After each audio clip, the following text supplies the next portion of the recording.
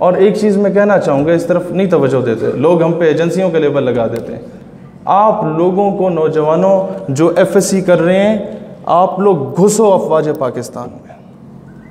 आप लोग BSc कर चुके हो तो CSS का इम्तिहान दो।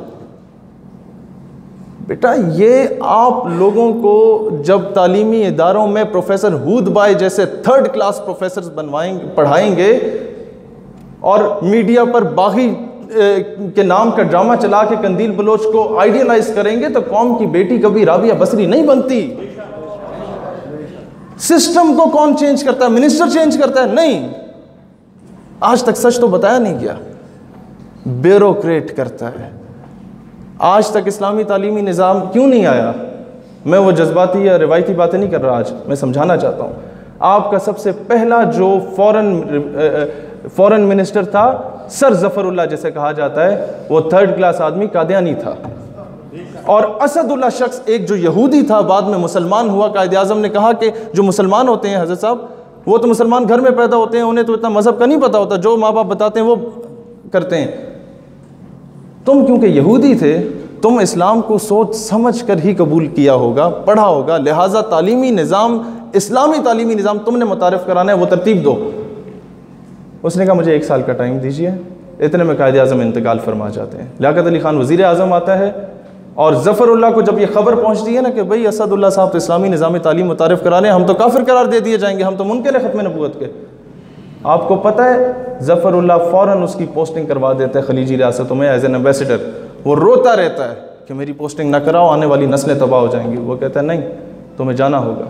और वो जाता है तो सबसे पहले उसकी लाइब्रेरी को आग लगा दी जाती है। ये जो हुदैबिया मिल के रिकॉर्ड जले हैं ना, इसकी तारीख वो 1948 से शुरू हुई थी। आपकी हुकूमत ब्यूरोक्रेट चलाता है, मिनिस्टर 5 साल के लिए आता है, ब्यूरोक्रेट ये चीफ सेक्रेटरी सारी ज़िंदगी के लिए आता है। मैं ये टेक्निकल बातें इसलिए करूँ कि नौजवान ज़्यादा मौजूद हैं। नौजवानों, CSS का इम्तिहान दो, भेस बदल के जाओ, इनके दरमियान में घुसो। जब तक सिस्टम में घुसोगे नहीं, तब्दीली नहीं आ सकती इस तरह। नहीं तो कल को अमेरिका, आज तो हमें तकसीम कर रहा है ना फ़िरका वारियत या लसानियत की बुनियाद पे, आज तो इनडायरेक्टली हम पे कब्जा किया हुआ है। अपने इसने टाउट बिठाए हुए हैं हमारे ऊपर, और हर इदारे में बिठाए हुए हैं माजरत के साथ। ये फरिश्ते हजरात अगर सुन रहे हैं, सुनते रहें, हर इदारे में बिठाए हैं। बात यह है दोस्तान ज़िवकार, कल को अमेरिका डायरेक्टली आप पे आके काबिज हो जाएगा, फिर आप सिर्फ इस काबिल रह जाएंगे कि घर के बाहर अमेरिका मुर्दाबाद, अमेरिका मुर्दाबाद लिख सकेंगे और कुछ नहीं कर सकेंगे। लिहाजा आज बच्चों की तरबियत करें और इनको अफवाज में भेजें, पुलिस में भेजें, डिस्ट्रिक्ट मैनेजमेंट ग्रुप्स में भेजें। कल को सिस्टम तब तब्दील होगा। इदारों में अपने आप को मजबूत करें। कादियानी आज हर इदारे में मौजूद हैं। आपको बेहतर पता है कि 12 रबीउल अव्वल के जुलूस पे चकवाल में जब अटैक किया गया, हमारे मुसलमान शहीद हुए, उन्हीं के लवाहिकीन को जेल में डाल दिया। पता चला पीछे 2 कादियानी ऑफिसर्स मौजूद थे। तो ऐसे लोग, मैं जनरल कमर जावेद बाजवा से भी ये मुतालबा करता हूँ कि जनाब जो ऑफिसर्स पकड़े हैं CIA को इंफॉर्मेशन लीक करने वाले, उनको सरेआम फांसी दी जाए ताकि बाकी निशाने इबरत हासिल करें। कोई ऐसी हरकत करने के पहले तायीद करते हैं आप लोग? तो दोस्तान ज़िवकार, जो सबसे ज़्यादा मसला बनता है ये वुमनाइजिंग, ये औरत के पीछे पड़ जाते हैं, ये शराब के पीछे पड़ जाते हैं। हर मुक़्तदर इदारे में कई ऐसे लोग मौजूद हैं। आज हमें ज़रूरत है कि हमें अपने अफवाज का साथ देना है, लेकिन दरमियान में हर इदारे में मौजूद गद्दारों को निकालना है, चाहे वो हुकूमत में हो, चाहे वो कोई मिनिस्टर हो, चाहे कोई वज़ीर हो, चाहे कोई मशीर हो। और अब ये मैं सिर्फ 1 मिनट चाहूँगा, ये दर्स हमें किसने दिया नामूस रिसालत का? लोग आपसे पूछते हैं ना, ओ जी मौलवियों पीछे पै गए हो। उन्होंने बोला नहीं जी, हम ये दर्स कायदे आज़म ने दिया था।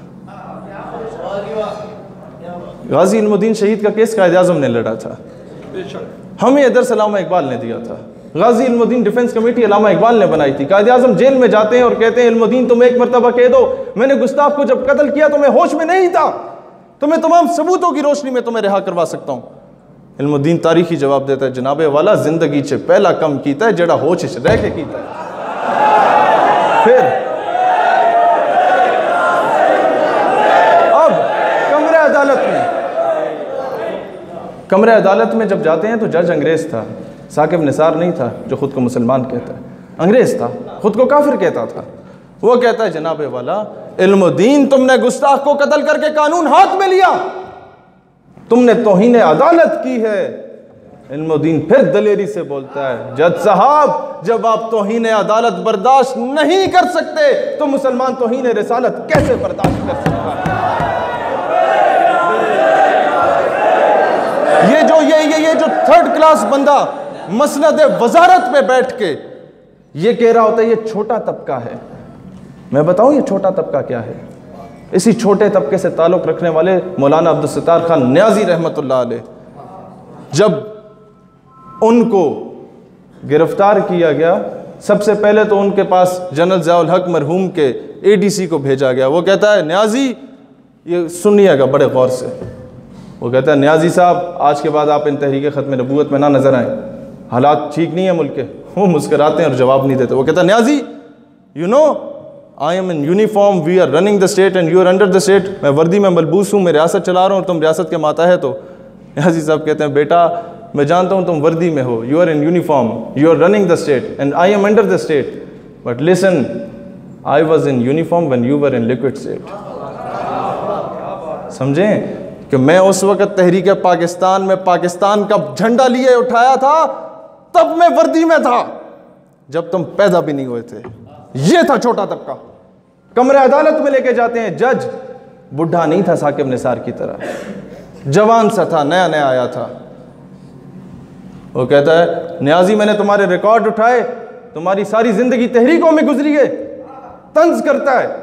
न्याजी साहब कहते हैं मुस्कुरा के बेटा अगर तुम्हारी जिंदगी, अगर तुम न्याजी की जिंदगी तहरीकों में ना गुजरती तो तुम आज इस कुर्सी पे ना बैठे होते, किसी थड़े पे पकौड़े बेच रहे होते। ये था छोटा तबका। और याद रखो मैं खैबर पख्तूनख्वा में हूँ, माओं की तरबियत, फिर आप लोगों ने जो बच्चों की तरबियत करनी है। वो एक 6 सितंबर की तकरीब थी, एक जवान शहीद हुआ था हमारा हिंदुस्तान के ख़िलाफ़, तो पठान माँ को बुलाया जाता है कि तुम्हारा बेटा शहीद हुआ है, क्या तासुरात हैं। तो मैं समझ रहा था पठान माँ आएगी, रोएगी, कहेगी बच्चा बड़ा याद आता है, तो मैं मर खप गई हूँ। वो आती है आफरीन उस पठान माँ पे आती है और कहती है वतन अच्छा खपामश है, वतन परेशान ना हो, पठान माँ जिंदा है जो अपने बच्चों को तुझ पे कुर्बान करने के लिए तैयार है। तो ये पाकिस्तान हमारे अकाबरीन ने बनाया, हमारे ख्वाजा कमरुद्दीन सियालवी ने बनाया, हमारे पीर ऑफ मानकी ने बनाया, हमारे पीर ऑफ जकोड़ी ने बनाया, हमारे पीर पगाड़ा ने बनाया, पीर जमात अली शाह ने बनाया। अगर कोई कहता है इस मुल्क के ठेकेदार हो, बोलो हाँ, वफादार भी हैं, चौकीदार भी हैं, ठेकेदार कहते हो ठेकेदार भी हैं, तुम्हें इस पे काबिज़ नहीं होने देंगे। अल्लाह इस्लाम और वतन अज़ीज़ पाकिस्तान का हामी और नासिर हो।